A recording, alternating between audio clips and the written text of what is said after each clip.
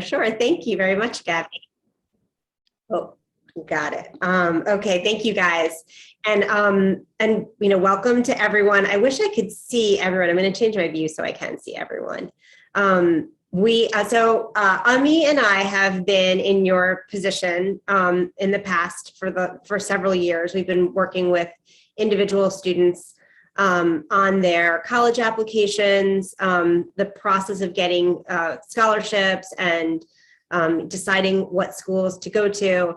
It's such an amazing, and I think many of you are probably returning mentors as well, but it's such an amazing process to go through with these kids when they're at this like critical point in their lives where they get to decide who they are and what's important to them and where they want to go next. And as we have been working with them, one thing that we noticed was that there was a dearth of advice about how to write the college essay. So we started to work with more and more of the students on, we designed a workshop for all of the students. So we would meet with all of the kids who were in the cohort. And then we would have individual meetings with the students as well. Often we would come out of, I think we had a meeting last month where Ami and I were in separate rooms with students sitting 6 feet apart wearing masks. And we probably met with for 2 hours, we each met with students and we both walked out of there going, my group was better. No, mine was better. Like we enjoy so much listening to their stories and getting to help them, kind of figure out what this process is going to be like. So I'll take a step back and say, my name is Adrienne Wishart-Eds. I am a writer. I write often for local and some national publications, including the Arlington Magazine and Washington Post are around here. And I have been working with students in some capacity for most of my adult life as either a writing coach or sometimes as a teacher or as a writing coach. And then, now through the process of helping them figure out where they want to go to college. So, and how to get there. And I have 2 kids of my own, both boys. One is in college, so he just went through this process last year. And I have another one who is my older one went to HB.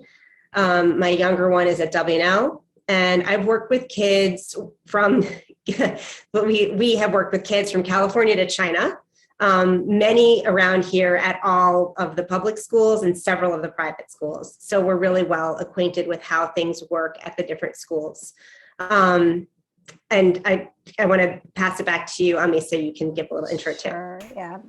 Welcome, everyone. So my name's Ami Foster, very similar background to Adrienne, and I've also had the pleasure of being a mentor for several years now and have enjoyed it so much. Adrienne and I started the Essay Coaches a couple years back and are happy to help students, privately as well as through nonprofits like AHC. I have a daughter who's in her 2nd year at University of Washington in Seattle, and my son is about to be 16, a sophomore at Yorktown High School. And we're excited to be here with you tonight. So I'll pass it back to Adrienne so we can get started. Okay, so yeah, what we're going to talk to you guys about tonight, we're hoping, I don't know, Gabby, how long do we have? Like an hour? How much patience do you guys have to be on Zoom at the end of the day? Yeah, probably. Okay, so like as much time as you need, but we're going to take this time to go through some top tips for things that we often see. We often work with parents too, to help parents understand how to help their kids and not overhelp.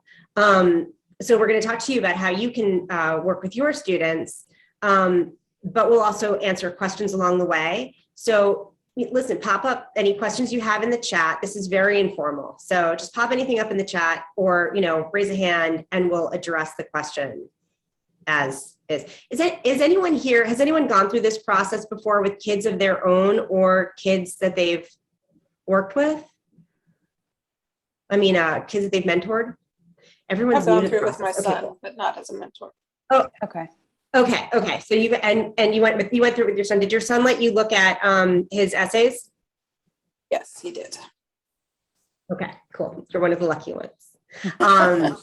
So this isn't your first rodeo. You know what this looks like. I just want to start off by explaining what we mean when we say essays. So things have changed since I applied to college in the 90s. The applications are much different. I don't know if you guys have all already seen them. There's most kids use the Common App, which is one application like format that goes to most schools. There's a separate one for Georgetown. A lot of the state schools have their own, like UW has, or University of Washington has its own. The Texas schools have their own. And then there's also something called the Coalition app, which is less popular, but also blankets a bunch of different schools. So the Common App itself has an essay associated with it called the personal statement. People interchangeably use the terms Common App essay or personal statement. It is a 650-word essay responding to one of 7 prompts. That literally one of them is like, write an essay about anything you want. That tells a story that is important for the student to share with the admissions officers, to give them a little bit of perspective about who they are. It's tough to get yourself into 650 words. So this is the space for them to tell a story that kind of opens a little window into their personality. It's really just about them. There are also supplemental essays on most of, not all, but most schools will ask somewhere between 1 and sometimes 7 questions in addition to this personal statement that often asks specific questions like, why would you like to go to this school? What are you planning on majoring in the school? Tell us about a community that you've come from. So not all schools have those, but kids should be prepared to know that they're going to have to write, multiple essays. Did I cover that? And then they also have, one more thing. They also have another section with additional information, they call it. The additional information section has 2 questions or 2 spots for kids to answer. One is a prompt. It's they call it the COVID question or the COVID prompt. And the question basically says, natural disasters and things like COVID-19 can have a severe impact or a serious impact on a student's life. If this applies to you, please use this space to share how that has impacted you. And this is usually pretty relevant to this group of kids. It can range from, the answers could range from anything from like, I didn't have internet access. I was responsible for younger children in my household. My parents lost their jobs, that kind of stuff. It's worth noting that to put their application in context. They don't have to say anything like, my teacher or my school went from letter grades to pass fail. The schools will address that on the counselor form. But if something personally happened to them where they, were dealing with a specific hardship, an external hardship or an internal hardship, I was dealing with panic attacks, I was dealing with depression, I couldn't focus, or something on the positive of like, I decided that I had been gunning my whole life to be like a doctor, but what I really wanted to be was a teacher. And I've decided to pursue that. So all of this, all of the space that I was given during the pandemic has allowed me to see things more clearly. So those are the types of things that they can respond for the COVID question. There's one other space called the additional information. It's called in the additional information section where it says, is there anything else we need to know? And that doesn't have to be an essay, but it can be a place to clarify and put in context anything unusual that's happened in the student's life. It's usually the place where students can either explain something that's happened, like they had a concussion, their sophomore year, and they couldn't look at screens, and so they did terribly, and there was a hiccup in their grades, or they can, sometimes it's like, I did this whole research paper on something that's really interesting and relevant to me, but there was nowhere else on my essay to talk about it. And I want to tell you, like, I chose this thing, I wrote 26 pages on it, I consulted these sources, I hope to research it further in college or apply it to my studies in college. So it's a place where they can just fit something in that there's no room for anywhere else on the on the application. Schools like it when they hear directly from the students and get some context. And I think we will talk more about that. Did you leave me? No, I didn't leave you, but my internet connection was a little unstable, so I turned my video off. Okay. So it wasn't freezing up. I will start video again, but if I freeze again, I will turn it off and just talk, if that's okay. Okay. Yeah. So we'll see. Hopefully this will work. Just kind of either verbally or show of hands, how many of you all have already seen or are familiar with the Common App prompts? Have you seen them? Adrian, I'm going to go a little out of turn, and just, if you guys don't mind to just share, I'll share screen real quick, just so you guys see what they look like, because it is helpful to give it some context if you haven't seen them yet. So we're not talking about this without you not understanding what that means. So these are the Common App prompts, and they're asking for an essay that's up to 650 words. So that's about a page and a half or so. And you can see that these are just really almost like conversation starters, right? Like they're pretty broad, and they help trigger the students a little bit as to what type of thing they're supposed to talk about. And then, as you can see, if you look down to number 7, it's share an essay on any topic of your choice. It can be one you've already written, which we don't typically recommend, one that responds to a different prompt, or one of your own design. So students can kind of you can almost work backwards with them about what do you want to tell the schools? What do you feel like they need to know? And then see how it fits into these different potential essay prompts. But just so you guys have a little bit of a framework of what the Common App essay prompts, personal statement prompts are, I just thought I'd share those. Will you answer the question that Rach posed? Do you see it? Sure. Hang on. Let me go back to the chat. So the only essay writing is personal, no current events. Yeah, no, they are all, this is really a way, it's almost, you can think of it as almost in lieu of interviews, right? This is a way for the admissions office to really get to know the student. However, there's the number 6, describe a topic, idea, or concept you find so engaging that it makes you lose all track of time. That would be a place potentially where a student who has a really deep academic interest could talk a little bit more about that. So there are ways for a student to reveal that type of thing a little bit more. But no, the purpose of the essays is really for the students to have an opportunity to reveal themselves beyond just the cut and dry, these are the classes you took, these are the grades you acquired in those classes kind of thing. Okay, I'll stop sharing, but I just wanted to give you guys that for a moment.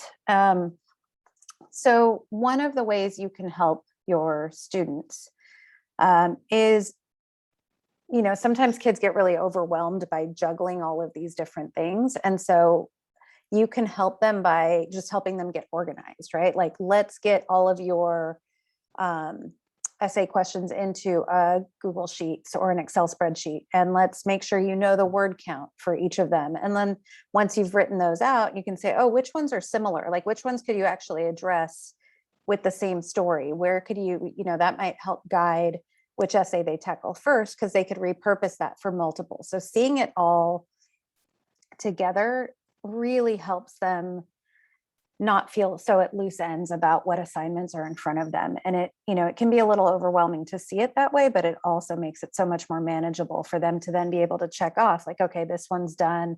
This one, there's a draft. This one, I've had a reader look at it, whatever. And so just helping them lay it all out in front of them can be super, super helpful. But also, like I said, it helps them maximize their time, their writing time, because they can find the overlaps and be efficient with their writing. And Ami alluded to this, but I didn't really say specifically that when we are approaching, the way that we work with students is usually to ask them a bunch of questions to find out who they are and what they want to tell schools about themselves. Are any meaningful not just activities, but like it should not, we're not talking about rewriting your resume on an essay. What we're talking about is like, is there something that's like meaningful or identifying for you, like some type of something that like I'll often ask the question, like, if I really knew you, I would know that you what? And like, is there like a meaningful answer to that question? Or, how do you, how would your friends describe you, or who are you in your friend group? And then we try to pull those qualities forth in the essays. So we often come up with a list of things that they want to tell the colleges about them. And then we look at the prompts and say, which one of these do you want to answer? I hope most of your students have already started working on them at this point. So that's kind of why I didn't want to spend too much time talking about how you get started. We want to talk more about, but in the future, if kids are having a hard time figuring out what they want to write about, you start, and we've already like worked with, I think, as many students as were willing to get on a Zoom with us, to talk to them about how they discover what they would want to write for their essay topic. But one thing that, when Ami was saying, like, help them get organized and we have like a spreadsheet that we like to use where it shows what topic each essay is covering and how many words for that essay, or what prompt each school asks, and then how many words. Then you can see if there are like 2 schools that ask you about, a community that you've been involved with, or like a leadership experience that you've had that was meaningful to you. Well, you might have a kid who like started the grilling club, and like they will write about at their school, right? So they'll write about like why they wanted to get involved with this and how it brought people together. And then the role of trying to, bring people to this new club that they've decided is, an important part of making connections at the school. So, you can then write both of those essays, or then write that one essay for 2 spots. And it cuts down on the number of, these poor kids it's like a full-time job to apply to school while they're going to their, trying to like knock it out of the park for their senior year. So the more you can like get bang for buck out of each thing you write, the better. They should also make sure to look in there in the Common App. Sometimes questions are kind of buried in if you ask them to share with you, you can be one of the advisors on their Common App. And you can see all the schools they're applying to and what's required of them. There's a section that says writing, and it has the supplemental essays that they'll have to write.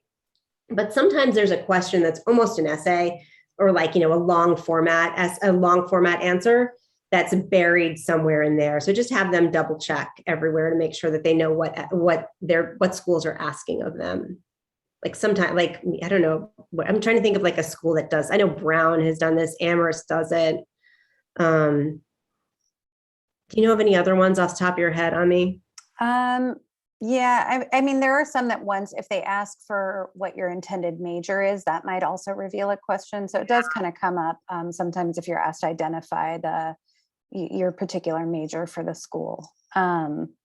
So, just something, sometimes if they leave those types of questions to the end, they might get sort of like, oh no, wait, there's this other thing I have to do. So it's good for them to go through and add all those details ahead of time.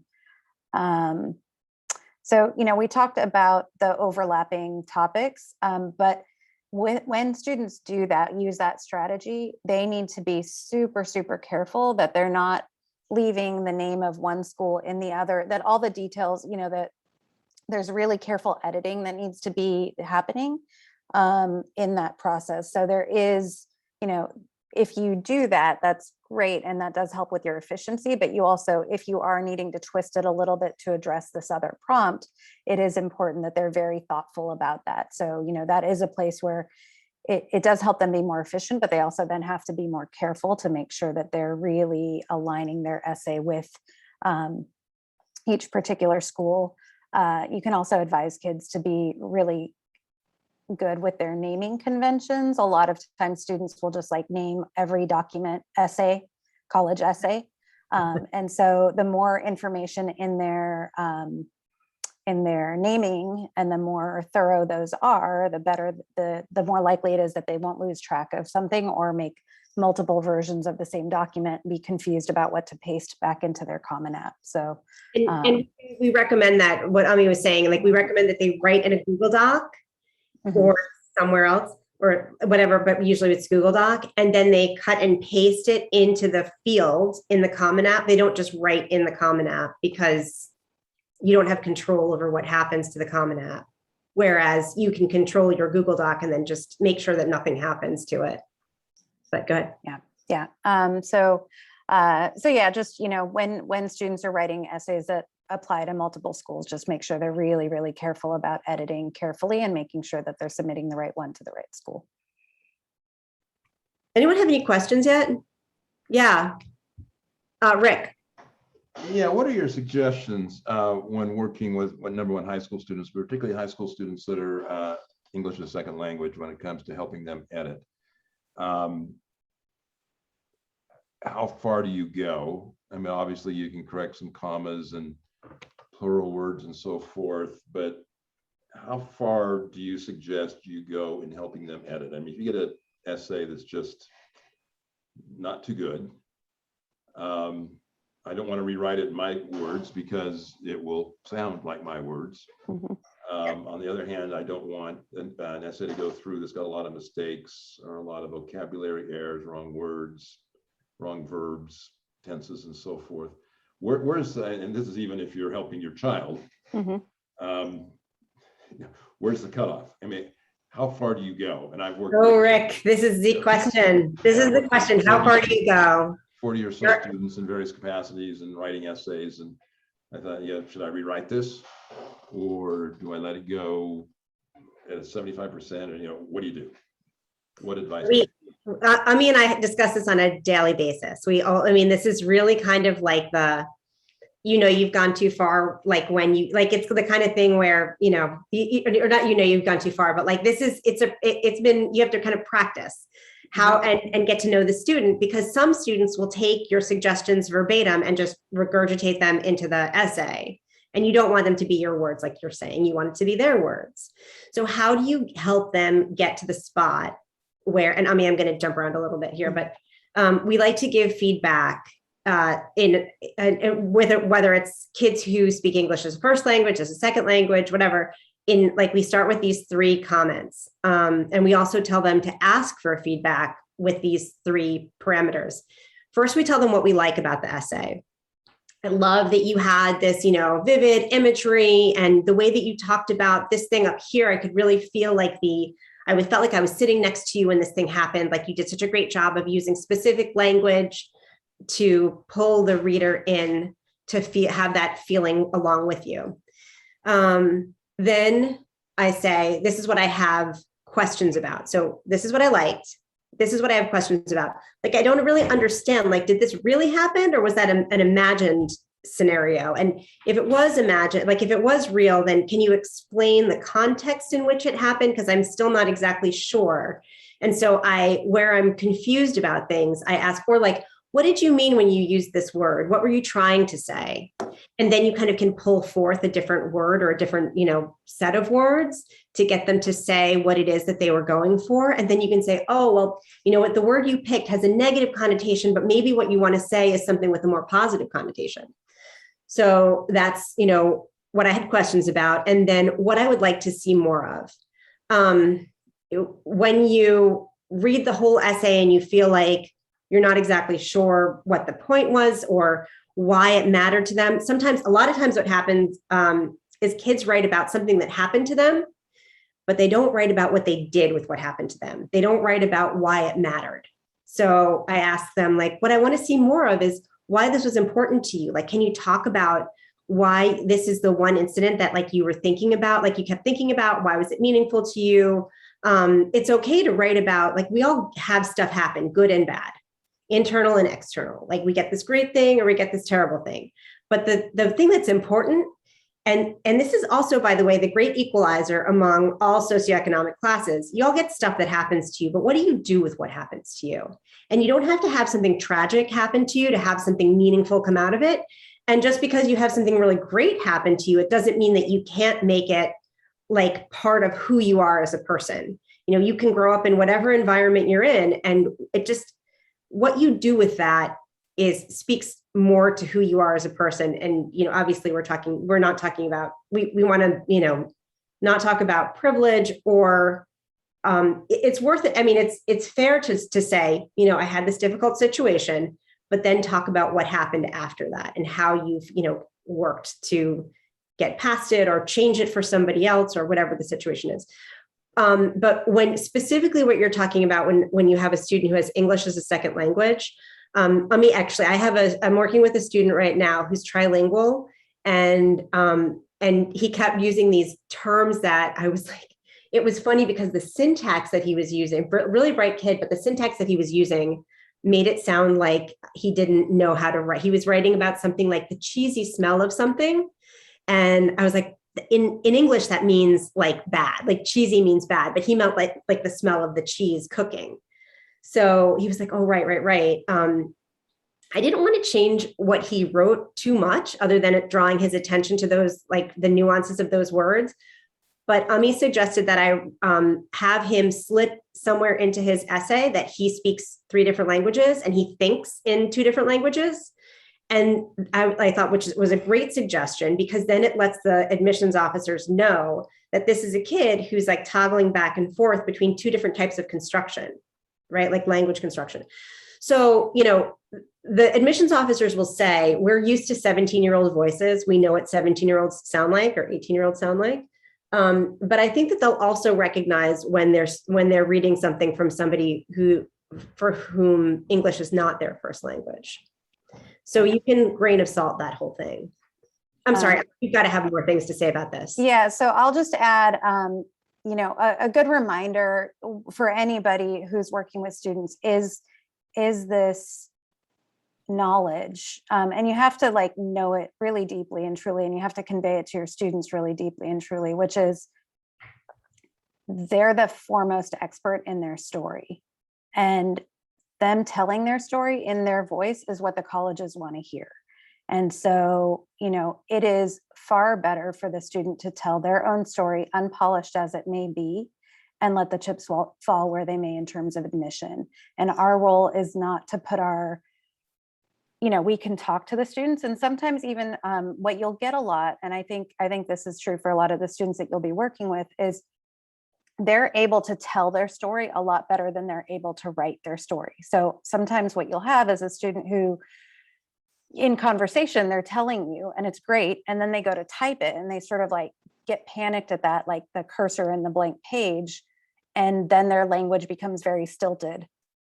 Or they're trying to use words that are a little out of reach or comfortable, and they misuse them, and it sounds like they've consulted a thesaurus or something like that. So the way that you can help them and still guarantee that this is in their voice is by either being the scribe, having that conversation with them and writing down literally what they said, so that later when they go to write their essay, you can be like, this is what you told me. And you're just giving them their words right back to them, but you're giving the words to them from when they were verbalizing and maybe more comfortable. The other way to do that is to use your phone and to use the voice memo and the notes feature and ask, you know, is it okay to record this conversation? And as you're exploring their story, you're recording it so they can go back and hear what they did. So, you know, it really should be their story. So Adrian and I, when we work with students, we say we can sort of teach them grammatical, you know, we can teach them about when to use commas. You know, if you don't have time for that, what we do sometimes is tell students, your punctuation is a set of instructions for someone else on how to read the story right. So if you're pausing when if you're pausing when you're telling this, then there should be a comma there, right? Like if you don't have time to teach all the comma rules, that's kind of a way to do that. And then we also only ever put comments in the suggest sort of format in Google Docs. We never type anything in the student's essay. So anything that we say to them is like, you know, could you think of another way to phrase this? You know, oh, you've used this word multiple times, maybe think about substituting a different image or a different word, that kind of thing. So anything that we do put is suggestions. And if the student defends it and is like, nope, this is what I want to say, we're like, all good.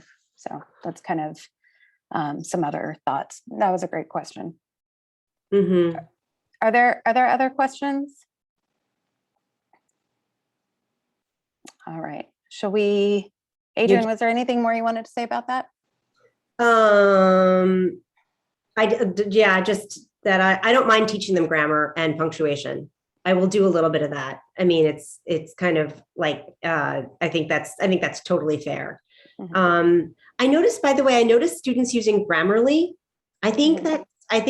that colleges might even expect that students might plug something into Grammarly. I don't know that. I don't think that that's like a cheating situation. They know that it's going to be colleges expect that it's going to have somewhat level of polish. And if it doesn't, then they're just going to know that they weren't one of the kids that used Grammarly. Mm-hmm. Yeah. And, you know, Google does their edits and stuff like that. Like this is already kind of like this weird slippery slope, but I would say, you know, consult your own sort of, you know, what you feel is right, but ultimately be guided by the fact that this, you know, should be the student's words and they should get into that school or not, you know, sort of on, you know, it should be an honest portrayal of who they are. Mm-hmm. All right. I'm just going to say, I think it's a really good point, though, particularly working with somebody who speaks second language, to maybe make that clear in the essay that maybe they didn't start speaking English until they were in the 8th grade. Yeah. And that does set an expectation that maybe it's not going to be equivalent to somebody who's lived in this country for their entire Exactly. life. So I did like that point. And if that doesn't fit in the essay, then you can absolutely put that in the additional, have the student put that in the additional information section about their language acquisition, language skills, for sure. If they like misuse an idiom or something, I'll explain what the idiom is. Like if they say it in a way that has the wrong connotation, you know, then I'll explain it. But yeah, that's pretty much as we try not to at the end of their writing their essay. We, you know, usually it starts out with this like, oh, I don't know what to write. It's like tough, whatever. And then of course the feedback that you're giving them, usually they write something and they're like, and I'm done. And you're like, oh, no, you're not done yet. So you give them the feedback and then they feel a little bit like discouraged. But by the end, I'm like, look at this. This is a story in your voice and with your words, like, and you know, you have all these awesome things to share with people. So it's almost like a little bit of like a, you know, cheerleading that you do too. Like, even if it's not perfect, what are they saying that is good? So, I mean, what are they saying about themselves that's worthy of praise? Yeah. So I feel like we can move on to the next thing. Do we talk about what the admissions office? Oh, yeah. This is a tip for the essay, the school specific essays that are like, usually the question is phrased like, our school embraces diversity of thought and culture. Tell us about why you would like to go to, actually, that's not true. That's the community essay. This essay is the like, why do you want to go to our school? People call it a match essay or a why us essay. And it really does require some research. This is the part that's always the most difficult for students. So if you want to go to NYU, you generally try to avoid saying the obvious things. Like you don't say, I've always wanted to go to school in New York City because it's a cool place to go to school. You don't say like, I like the sports teams, I like the weather, or my parent went here, or something like that. Unless you can say something super specific about like, I have been following the sports team and it's what made me get interested in sports statistics. And now I've been combining my love of athletics with math and I've done some research. And so, you know, you can make something interesting out of that. Usually the best way to get the answer for why do you want to go to the school is when they are either on a tour or online or doing any kind of interaction with, like if a representative comes to their school, if they can find out and write some notes down for themselves about why they like this school, what's the vibe inside the class, or what's the culture inside the classroom and the vibe outside the classroom, more than just it's pretty, it's fun, somebody I know goes there and said that they had a great time. Things that are specific to that school will help them make the case for why they are a good match for that school. Not just why this is a great school or what I want to do, but how we work well together, right? So this is really like a tiny research paper. And usually these questions are somewhere between like 250 and sometimes 650. Some are even shorter than this, and they're broken into like 2 different sections, like what do you see yourself doing outside the classroom? What do you see yourself doing with the curriculum that, that our school offers? And so I think what our notes say are to take time to jot down some of the interesting things that each school offers.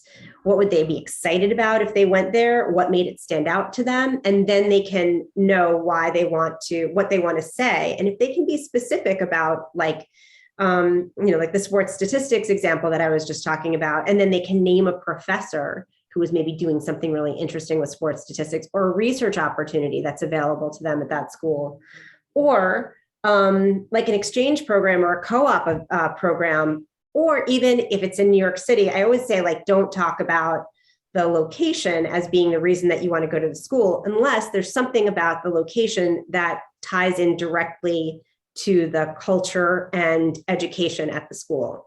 I've seen people do this well I had a jazz drummer applying to Tulane, and that's like the perfect place to go to interact with the community, around Tulane if you want to play jazz. If you're in New York and you want to be like a fashion designer, you want to be close as possible, or you're like interested in sustainable fashion, you want to be as close as possible to Canal Street and the fashion district, then you write about that. But it's not just that it's a cool place to live.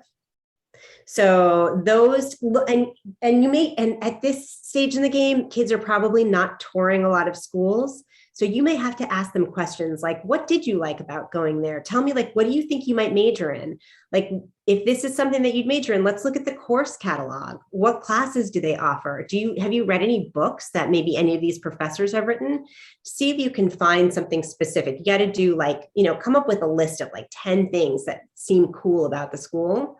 And, try to incorporate as many as is reasonable in the word count that they give you, that make it clear that like you and this school are a nice fit.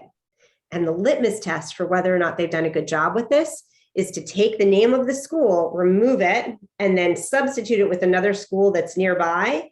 And if this essay still makes sense, then it's not specific enough.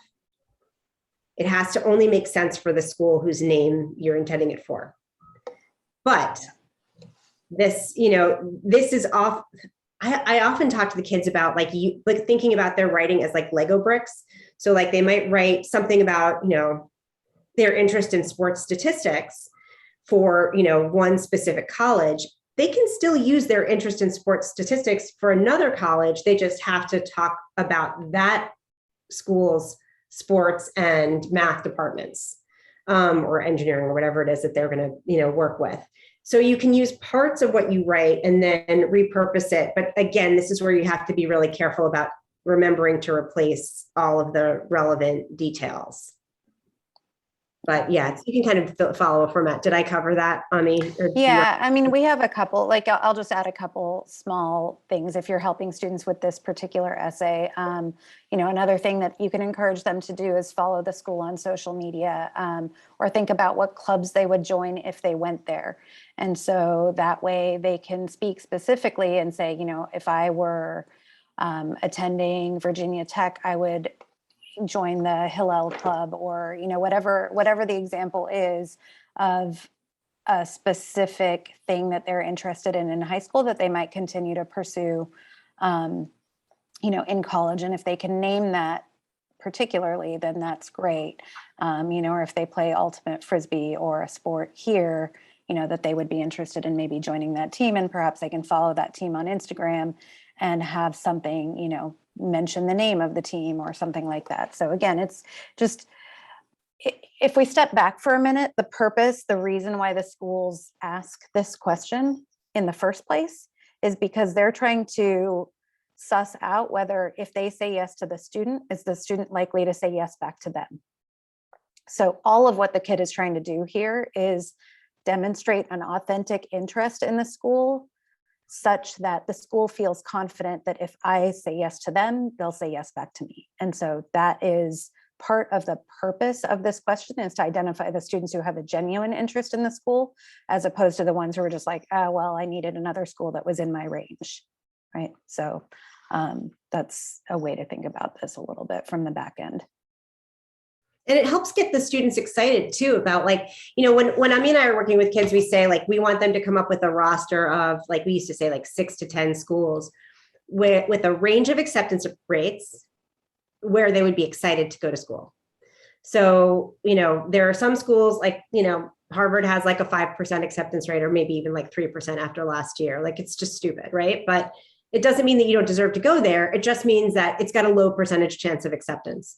So you can totally throw your hat in the ring, but let's make sure you have a range of other schools that are kind of give you the same kind of feeling like Harvard might give you, with a higher percentage chance of acceptance. And what is it that you like about Harvard? What makes you want to go there? Is it just a reputation? Like, well, that's a flimsy reason. Like, what else makes you want to go there? And so doing this research allows them to get excited about, like, interdisciplinary programs, research opportunities, school traditions. And then hopefully at the end, you've got this list of options of schools to which you've been accepted, where you would genuinely have, like, you have a few things that you'd be super excited about at each school. So there's the dual purpose of getting the kid fired up, and also, you know, allowing them to offer a more authentic answer when they're responding to the supplemental prompts. Let me, should we stop for a second for any more questions? Anyone else have anything you want to add, or have you seen with any of your students? I feel like we've totally skipped around. I mean, I will go back to this idea of, like, if you guys run into the situation with your student where they are just like, I don't know what to write about, right? They're completely stumped, or they tried writing something, they're like, this is terrible, whatever. How do you help a student out of that slump? So I'll just address that real quick, which is, you know, you can interview them, right? And record the conversation, as I said, or take notes of the conversation. And so just ask them stories, try to get them talking, because the story that they write about in the essay doesn't have to be a big story. It can be a small story, but one that then goes on to allow them to tell more things about themselves. So, you know, one of Adrian and I, there's a essay of a student that UVA shared a few years back of, you know, an example essay. And the story was so simple. It was a girl talking about a grocery store she worked in, and then getting a ride home and putting her hand out the window. It's a very simple story, but it allowed her to sort of share her voice, right? There's what she told them through the story, but there was also what she told them through how she told the story. And so again, you know, they don't have to write this like blockbuster essay about the time they saved the neighborhood. This can be a small, simple story that then allows them to tell, you know, or show, more importantly, like show, not tell, the characteristics about themselves that they think that they value. So, you know, try to get them talking, and, you know, that encouragement of like, wow, that's really interesting, or like, tell me more about that. And that can sort of get the ball rolling if they are stumped and feeling like they have nothing to write about. They absolutely have something to write about, 100%. I think often that they don't even know what, like, funny, interesting, cool stories are out there. So, or that they have to share. Like, you know, we look for, I'm sure you guys have, you know, have like the sense of like what the writing structure should be like. It should be a conversation, or it should have a conversational tone, not be a conversation, but it should have a conversational tone as if they're speaking to a smart friend, a friendly adult. It should not be a research paper in terms of like formality. It doesn't have to be, this is where we find one of the biggest gaps between what they're taught in school and how they can translate that to these college essays, is that they feel like they have to have the 5-paragraph essay. I'm going to tell you these things. These are the 3 things I'm going to tell you. And I'm about to tell you these things.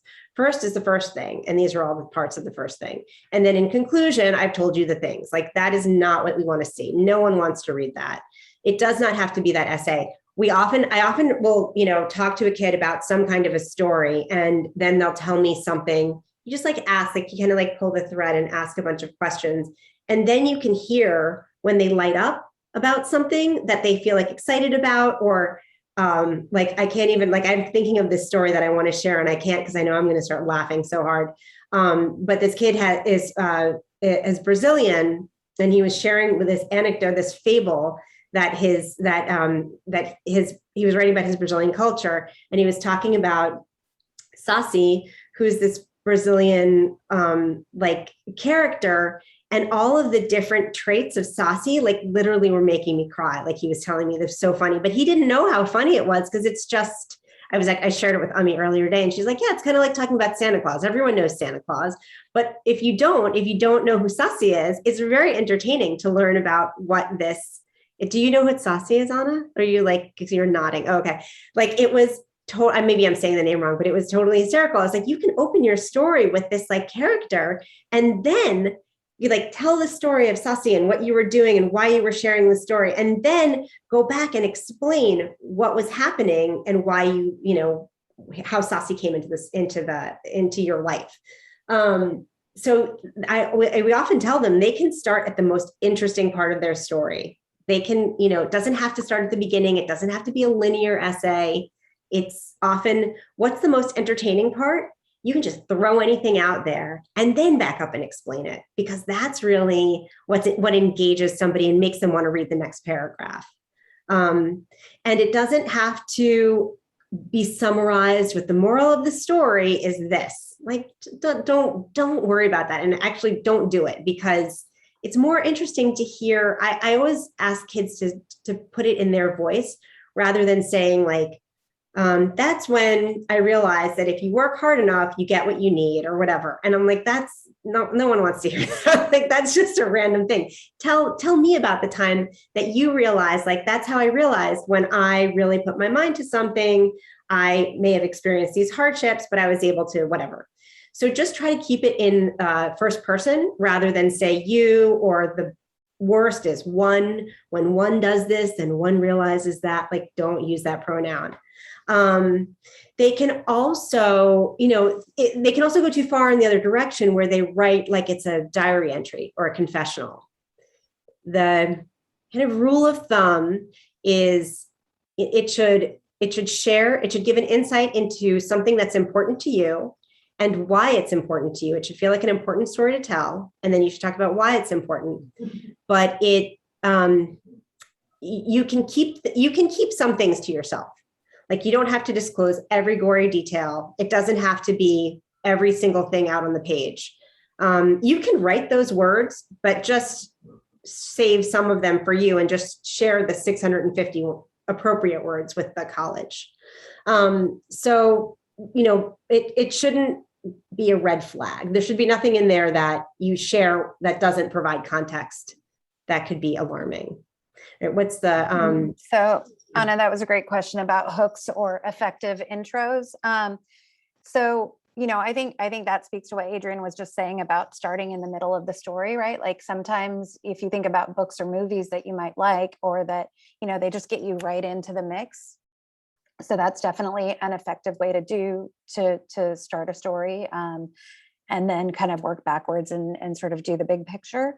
I would say if your student is having a hard time getting started, then putting the pressure on them of having a fantastic intro might not be the best. And so just having them start simply. If I have a kid who just doesn't know where to start, sometimes I'll just be like, I'm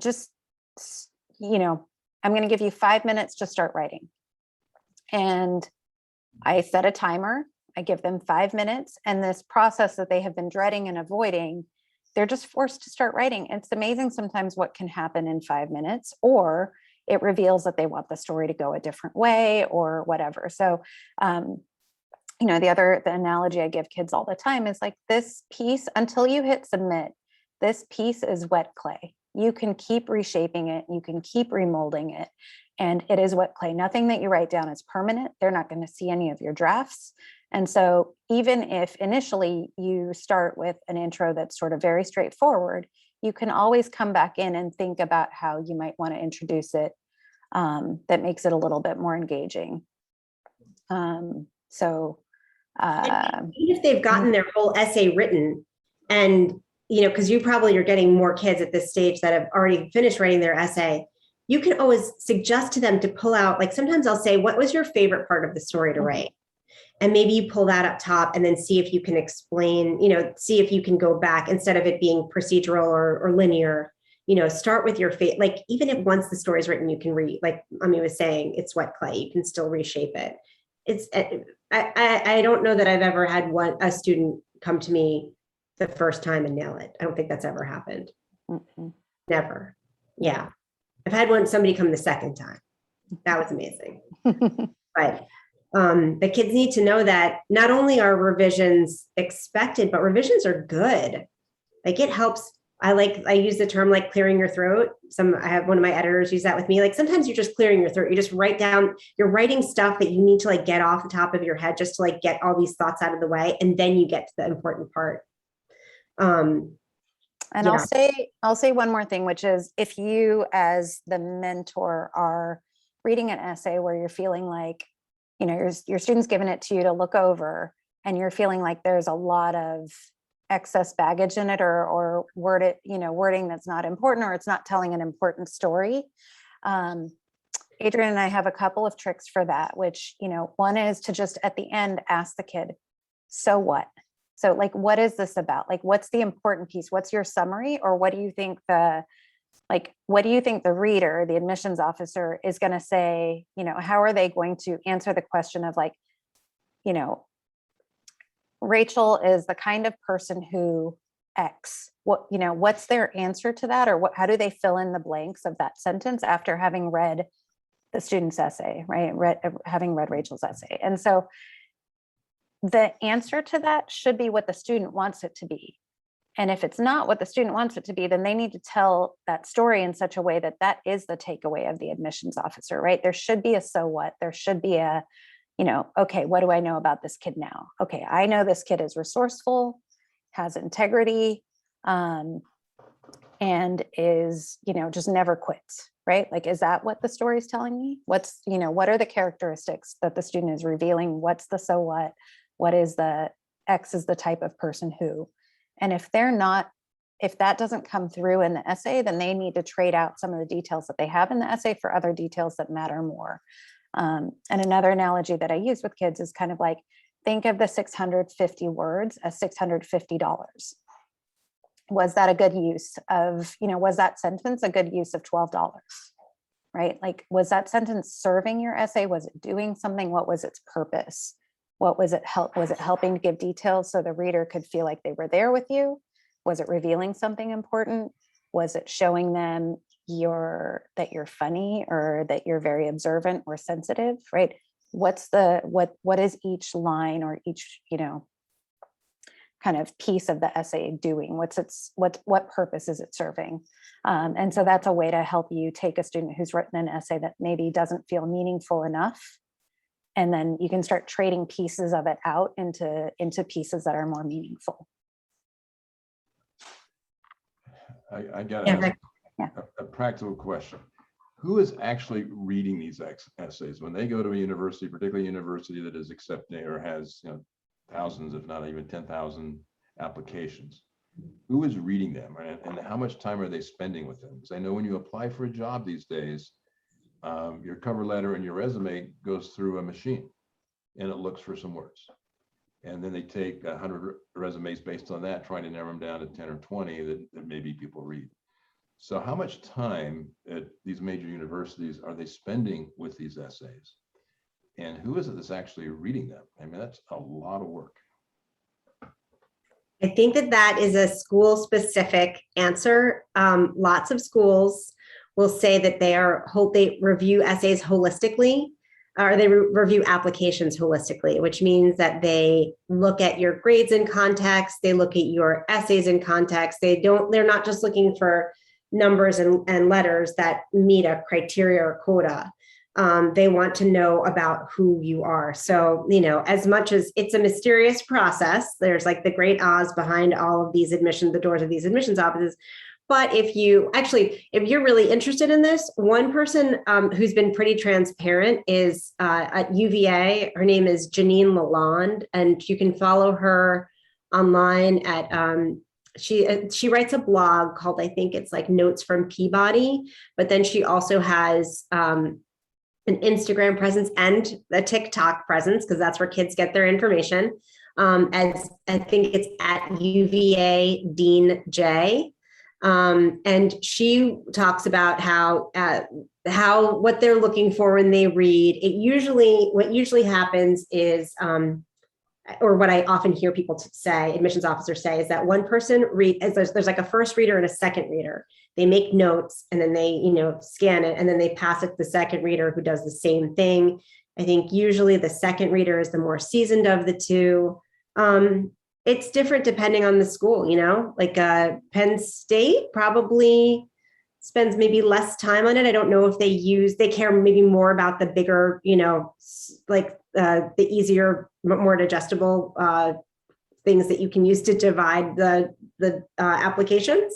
Whereas Davidson might take more time on every individual application.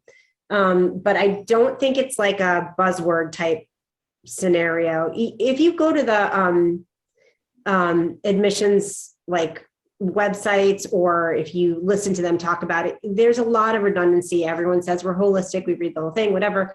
But they will reveal some things about their application, about their reading process, and they do hire readers. So it's not just the 10 admissions officers, it's also probably like the 30 readers who they have for the application season. So yeah, that's as much as I understand about it. There's a book called Who Gets In and Why by a guy named Jeff Salingo, and he was embedded in three different schools during their admissions cycle, and he saw how people evaluated and assessed the candidates who applied. Kind of revealing, and I mean, it is different everywhere. Yeah, I would agree with that. Oh, you used to work for Comcast? No way. That's so cool. I didn't know that. I just temped for them for like a year, so 2 6-month periods. And yeah, like the admission officials, they talked a lot about how they used to read and how many essays they read. So like at one point they were talking about, how many essays are they reading a day and stuff. And so like, or how many applications are your readers processing? And they would have that talk through email among the admissions officials that work with Coming Up. And it is people, they do hire readers, and but they are reading, like some people are doing like about processing like 50 or so applications like daily and stuff like that. So, that I guess gives you some boost. So maybe the answer is exhausted people. Exhausted people are reading it. Yes, exactly. So we are a little past 8 o'clock right now. We want to be respectful of everybody's time. We are happy, as Adrian said in the beginning, we are certainly happy to stay and answer questions. If anyone has something specific that you're dealing with your own student that you want to run by us, we're happy to stay on. But I think we covered, hopefully you found this helpful and feel a little bit better equipped to help your kids, or to understand, what the colleges are looking for, that kind of thing, what they're trying to do in this story. Yeah, and guys, enjoy your work with your students. Even if you didn't get a chance to apply all of this stuff to the personal statement and supplementals, they're going to be writing their scholarship essays in January. So you can, using this same information for them then. Yeah, absolutely. All right. If there aren't any questions, then we'll just kind of let y'all go. Enjoy your evenings. Enjoy your students. It is, it can be hard at moments, but it is a joy, especially seeing them go on and flourish in their future, positions at whatever university they end up at. So, all right. Thank you all. Super informative. Thank you. Of course, you're welcome. Everyone. Take care. Bye. Hey, thank you guys so much for hanging out with us. I'm sorry I had to turn off my camera. My Wi-Fi was acting up. Yeah, no, mine was in the beginning. I'm glad it sort of like settled. So, all right. I think we're all set. Anything else? Nope, that was great. Thank you all Okay. so much. Great. Thanks. All right. Take care, guys. Bye. Bye. Thank you.